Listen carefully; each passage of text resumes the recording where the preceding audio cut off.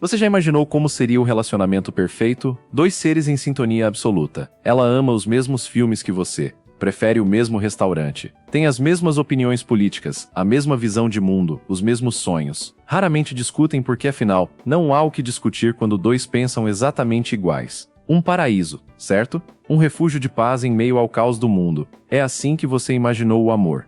É assim que te ensinaram que o amor deveria ser. Só que existe um problema silencioso nessa imagem. Um problema que a psicologia profunda conhece bem, que a neurociência das emoções confirma e que a vida real mostra sem piedade. Esse paraíso de semelhanças absolutas se transforma, com o tempo, em um deserto emocional. A paz que você tanto buscou se torna tédio. A harmonia que você cultivou vira invisibilidade. E a mulher que você ama, aquela que deveria ser sua alma gêmea por pensar igual a você, começa a te olhar como quem olha para um móvel antigo, confortável, útil, mas completamente invisível. O seu maior medo, e talvez você nem tenha coragem de admitir para si mesmo, é justamente esse: que a paz que você oferece seja o beijo da morte para a paixão. Que todo o seu esforço para ser um homem bom, compreensivo, presente e alinhado com ela esteja, na verdade, cavando a sepultura do desejo dela por você. Você vê relacionamentos complicados prosperarem ao seu redor. Casais que brigam, que têm opiniões opostas, que parecem viver em um campo de batalha, mas que transbordam uma química que o seu relacionamento pacífico perdeu há muito tempo. E você se pergunta: o que eles têm que eu não tenho? O que há de errado comigo?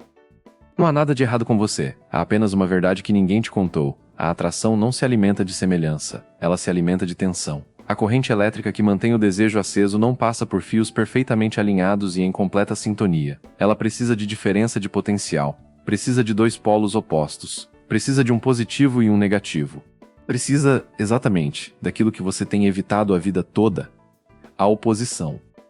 A oposição não é um defeito no relacionamento. Ela não é um problema a ser resolvido ou uma diferença a ser apagada. A oposição é a própria corrente elétrica que mantém o circuito do desejo vivo. Sem ela não há faísca. Sem ela não há mistério. Sem ela não há admiração. Sem ela não há mulher te olhando como quem quer ser desvendada, conquistada, possuída. Sem ela, você se torna um homem previsível em um mundo que, para o coração feminino, precisa de um mínimo de imprevisibilidade para continuar batendo forte. Você já se sentiu invisível sendo o cara legal? Já ofereceu o mundo a uma mulher e recebeu em troca um afeto morno, quase fraternal, enquanto ela se derretia por um homem que a desafiava, que a ignorava, que tinha opiniões próprias e não se dobrava aos desejos dela? Se sim, este vídeo é a chave que faltava no seu quebra-cabeça. Porque não se trata de deixar de ser bom. Trata-se de entender que a bondade sem tensão é apenas disponibilidade. E disponibilidade, para o inconsciente feminino, não é atrativa, é óbvia. E o óbvio, em matéria de desejo, é o caminho mais curto para o esquecimento. Nós vamos mergulhar na alquimia por trás da máxima: os opostos se atraem. Vamos dissecar por que a completa identificação leva à fadiga e ao tédio. Vamos entender o que acontece no cérebro dela quando você é previsível demais. Vamos revelar o teste silencioso que toda mulher aplica no homem que ela quer continuar desejando. E principalmente, vamos te mostrar como ocupar o lugar da admiração, sem precisar se tornar um vilão, sem precisar jogar joguinhos emocionais, sem precisar anular quem você é. Pelo contrário, exatamente por se tornar quem você é, com todas as suas arestas, opiniões e diferenças, é que você se tornará impossível de ser ignorado. Porque a verdade é dura, mas precisa ser dita. Os iguais se cansam. Eles se cansam porque não há mais nada a descobrir. Eles se cansam porque o espelho não provoca, apenas reflete. Eles se cansam porque a alma gêmea que pensa igual a você não te desafia a crescer, não te tira do lugar, não acende aquela chama incômoda e deliciosa que faz o coração acelerar. O que mantém dois seres unidos pelo desejo não é a paz do porto seguro, é a tensão da dança, é o jogo de forças, é a certeza de que, ao lado dela, você ainda é um território a ser explorado, e que ela, ao seu lado, também o é. Bem-vindo a uma nova forma de enxergar a atração. Não a atração que você aprendeu nos filmes românticos, mas a atração real, crua, que move os instintos mais profundos e que faz uma mulher te escolher, dia após dia, não apesar das diferenças, mas exatamente por causa delas. Para entender por que os opostos se atraem e os iguais se cansam, você precisa enxergar o que acontece dentro do cérebro dela. Não no nível racional, daquelas conversas onde ela lista o que procura em um homem, mas no nível químico, instintivo, onde o desejo realmente nasce ou morre. Existe uma batalha silenciosa acontecendo no sistema límbico dela toda vez que você interage com ela. E essa batalha tem dois combatentes principais, a dopamina e a ocitocina. A dopamina é o combustível da paixão. Ela é gerada pela novidade, pela imprevisibilidade, pelo desafio. É a molécula da caça, da conquista, do prêmio que não é garantido. Quando uma mulher está com um homem que a surpreende, que tem opiniões diferentes, que tem uma agenda própria que não gira em torno dela, que não se dobra completamente aos desejos dela, o cérebro dela libera dopamina, porque ele interpreta aquela situação como algo a ser conquistado, como um território a ser explorado, como um homem que não está completamente dominado e que, portanto, ainda é valioso. Quando você é uma oposição para ela, quando você tem uma energia que não se funde à dela, que mantém uma distância saudável, que preserva seu próprio centro de gravidade emocional, você cria microdoses de estresse e excitação no sistema nervoso dela. E é exatamente esse estresse controlado que dispara a dopamina. É a faísca. É aquela sensação de borboletas no estômago, de ansiedade gostosa antes de um encontro, de querer saber o que você está pensando, onde você está, com quem você está. A dopamina é a molécula que faz ela sentir falta de você. Agora, olhe para a ocitocina. Ela é o hormônio do vínculo, da segurança, da conexão profunda. É gerada pela semelhança, pela previsibilidade, pela rotina. É a molécula que une uma mãe ao seu filho durante a amamentação. É o que faz um casal se sentir em casa um nos braços do outro depois de 20 anos de casamento. É o abraço quente depois de um dia difícil. É a brasa. É o que mantém o fogo aceso depois que a madeira já queimou, mas exige que o fogo exista primeiro. O erro fatal do que chamamos de cara legal é tentar pular direto para a ocitocina. Ele oferece segurança, compreensão, estabilidade emocional e previsibilidade antes de gerar qualquer faísca de dopamina. Ele quer ser o abraço quente para uma mulher que ainda nem sentiu frio. Ele quer ser o porto seguro de alguém que ainda nem navegou em mar aberto. Ele oferece a brasa sem nunca ter criado a fogueira. E o que acontece? Ela se sente segura. Ela sabe que pode contar com você. Ela confia em você. Mas ela não sente desejo, porque o desejo não mora na segurança. O desejo mora na tensão entre a brasa e a faísca. Morra no espaço entre o que é conhecido e o que ainda precisa ser descoberto. Morra na incerteza deliciosa de não saber exatamente o que você vai fazer ou dizer. Morra na admiração por um homem que tem convicções próprias e não abre mão delas só para agradá-la. Quando você é excessivamente previsível, quando você concorda com tudo, quando você está sempre disponível, o cérebro dela para de produzir dopamina em relação a você. Você se torna um ambiente seguro, mas quimicamente monótono. E a natureza, em sua sabedoria cruel, programou a mulher para buscar a dopamina em algum lugar. Se não é com você, será com outro homem. Pode ser o colega de trabalho imprevisível, o desconhecido na balada que a ignora, o babaca que trata mal mas faz o coração dela acelerar. Não porque ela seja masoquista, mas porque o corpo dela precisa da dopamina para se sentir viva, e você, na sua previsibilidade absoluta, parou de fornecê-la. A química do desejo não é uma escolha, ela é uma resposta. E ela responde à tensão, não à paz. Responde à diferença, não à semelhança. Responde ao homem que mantém sua própria órbita, não ao que gira em torno dela. Você pode achar injusto, pode achar que o amor deveria ser diferente, mas a química não se importa com o que você acha. Ela apenas segue as leis da atração. E a primeira lei é: sem dopamina, não há desejo. Sem oposição, não há dopamina. Existe uma dor silenciosa que corrói o homem por dentro. É a dor de se sentir invisível exatamente para a mulher que ele mais deseja. Você está ali, presente, dedicado, fazendo tudo certo. E ainda assim ela te olha como quem olha através de você. Como se você fosse parte da paisagem. Como se sua presença fosse tão garantida quanto o nascer do sol. E, portanto, você se torna uma extensão dela. E ninguém sente desejo por uma extensão de si mesmo. O desejo só existe na alteridade. Só existe na percepção do outro como alguém distinto, separado, misterioso. A palavra alteridade vem do latim alter, que significa outro. Para que haja desejo, é preciso que haja um outro. Alguém que não é você. Alguém que não pensa exatamente como você. Alguém que não reage exatamente como você reagiria. Alguém que mantém uma fronteira invisível entre o que é ele e o que é você. Quando você concorda com tudo que ela diz, quando você gosta de tudo que ela gosta, quando você está sempre disponível no momento em que ela chama, você apaga essa fronteira. Você diz com seu comportamento: eu não sou um outro, eu sou uma extensão de você. Eu existo para refletir seus desejos e atender suas necessidades. E nesse momento, você deixa de ser um homem para se tornar um espelho. Espelhos são úteis, mas ninguém se apaixona por um espelho. O que você talvez não saiba é que ela vai testar isso. Inconscientemente e instintivamente, ela vai criar pequenos conflitos para ver se você ainda tem uma espinha dorsal, vai discordar de algo banal, só para ver se você mantém sua posição. Vai se atrasar de propósito para ver se você reage. Vai provocar uma discussão para ver se você tem a coragem de enfrentá-la, não porque ela seja cruel ou manipuladora, mas porque o corpo dela precisa saber se você ainda é um homem, ou se você já virou um reflexo submisso. Esse é o teste da pedra.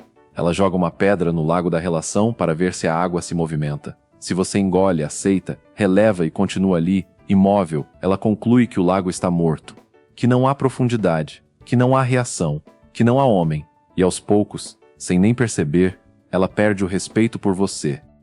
A morte do respeito é o estágio final, antes da invisibilidade completa, porque sem respeito não há admiração, e sem admiração não há desejo. Ela pode ainda ter afeto por você, pode se preocupar com seu bem-estar, pode até sentir um carinho quase maternal, daquele que se sente por uma criança ou por um animal de estimação. Mas a atração sexual, que precisa de um pilar de admiração e desafio, simplesmente definha.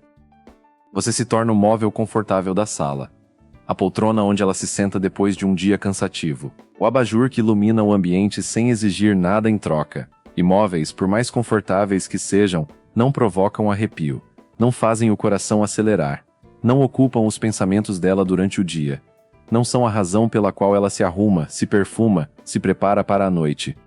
Olhe para sua própria experiência. Você já sentiu esse apagamento acontecendo? Já percebeu que, quanto mais você se dedicava a agradar, mais distante ela ficava? Quanto mais você se dobrava para evitar conflitos, mais fria ela se tornava? Quanto mais você tentava ser o homem perfeito nos termos dela, menos ela te enxergava como homem.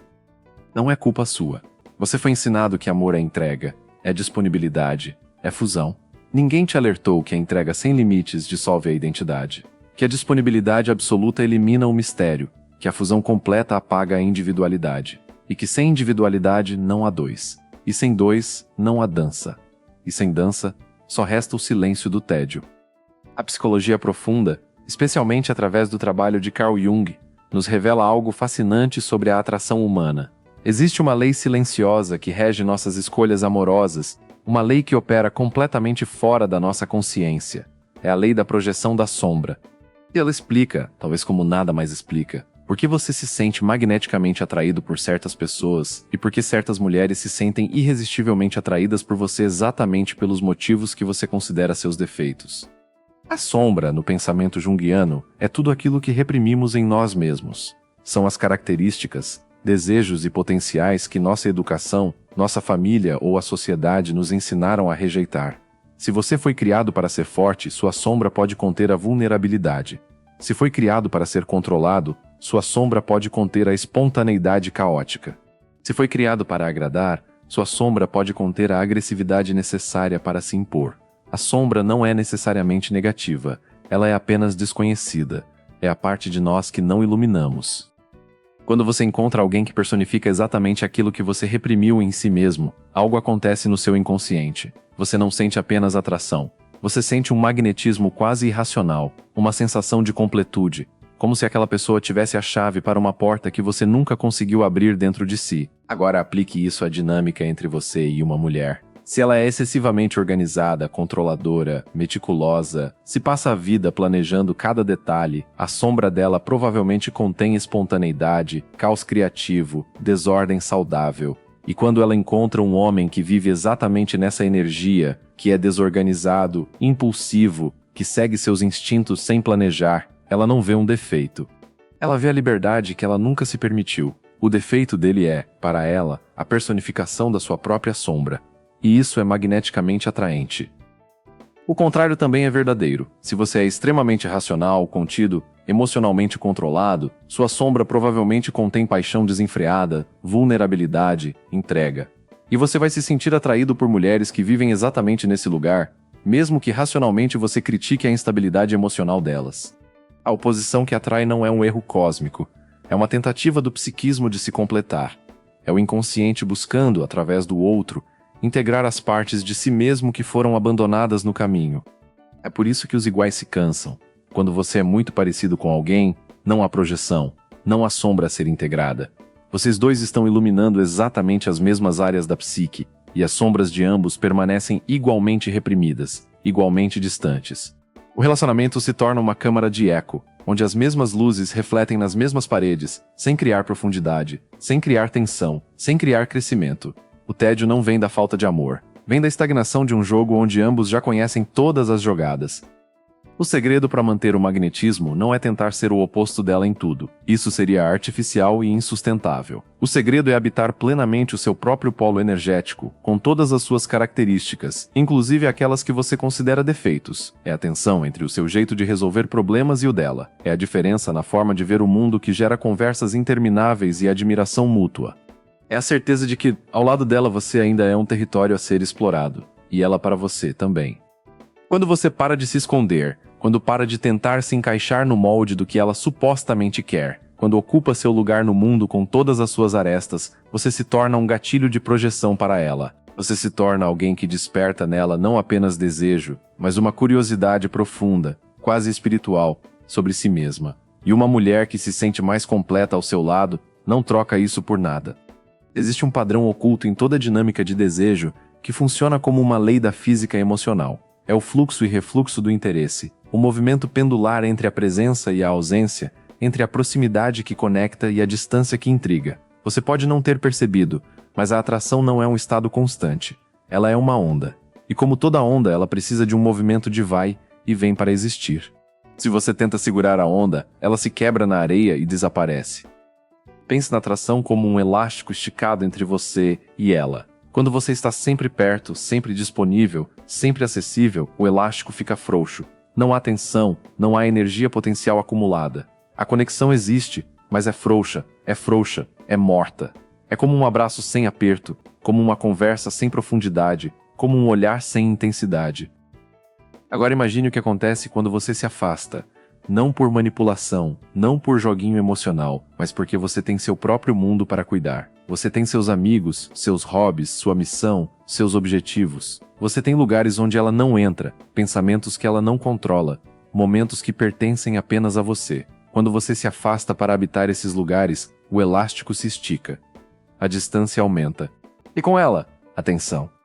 Ela sente sua ausência exatamente porque sua presença não é garantida. Ela percebe que existe um homem ali que não gira em torno dela, que tem uma órbita própria, que não vai desaparecer dentro do mundo dela. E isso, no inconsciente feminino, é o maior sinal de valor que um homem pode emitir, porque só o que é escasso é valioso. Só o que pode ser perdido desperta o instinto de não perder. Existe um princípio que alguns chamam de escassez programada, mas que na verdade é apenas a consequência natural de uma vida plena. O homem que tem um propósito não some por estratégia. Ele some porque está ocupado construindo.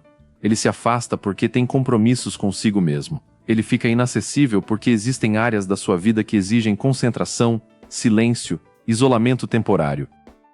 E quando ele volta, quando reaparece depois de algumas horas ou alguns dias imerso no seu próprio mundo, ele não volta como o mesmo homem. Ele volta com novas histórias, novas energias, novas camadas para serem descobertas. Ele volta renovado, e essa renovação religa o circuito da dopamina no cérebro dela, porque a novidade não precisa vir de um homem diferente.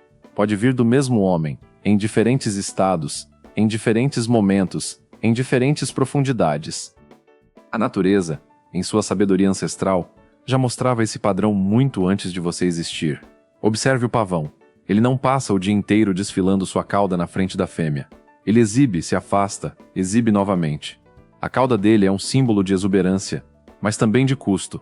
Ela é pesada, difícil de carregar e atrai predadores. Ao exibi-la, o pavão está dizendo: eu sou tão forte que posso sobreviver mesmo com esse peso. Eu sou tão capaz que posso me dar ao luxo desse risco. Sua oposição, seus gostos diferentes, sua independência, sua missão de vida, são a sua cauda de pavão. São a prova de que você é um homem com valor próprio, que não precisa se curvar para sobreviver emocionalmente, que não precisa estar sempre disponível para ser amado, que não precisa se anular para ser aceito. E essa prova, essa demonstração silenciosa de valor próprio, é o que faz uma mulher te olhar e pensar: esse homem não é para qualquer uma. O erro que muitos cometem é confundir presença com amor e ausência com abandono. Não é sobre isso, é sobre ritmo, é sobre dança, é sobre saber quando avançar e quando recuar, não como tática, mas como expressão autêntica de quem você é. Porque se você está sempre avançando, sempre perseguindo, sempre disponível, você tira dela o espaço para sentir sua falta. Você tira dela a oportunidade de vir até você. Você tira dela o prazer da conquista. E uma mulher que não precisa te conquistar é uma mulher que vai te tratar como algo já conquistado. E o conquistado, na economia do desejo, perde valor muito rápido. Existe um momento silencioso na vida de um homem onde tudo pode mudar. É o instante em que ele compreende que o poder não está em dominar o outro, mas em ser indomável. Não está em controlar, mas em ser incontrolável. Não está em perseguir, mas em ser a recompensa. Essa compreensão não chega como um trovão. Ela chega como um sussurro depois de muitas quedas, muitas entregas mal correspondidas, muitos afetos oferecidos de mãos vazias. Antes de chegar lá, porém, é preciso desfazer um equívoco perigoso, o equívoco de confundir oposição com conflito. Oposição não é grosseria, não é criar brigas onde não existem, não é ser emocionalmente abusivo ou deliberadamente desagradável. Oposição é ter uma presença que não se dilui, é dizer não quando seu sim significaria anular a si mesmo, é manter seus valores mesmo que sejam diferentes dos dela, é ocupar seu lugar no mundo sem pedir licença o tempo todo.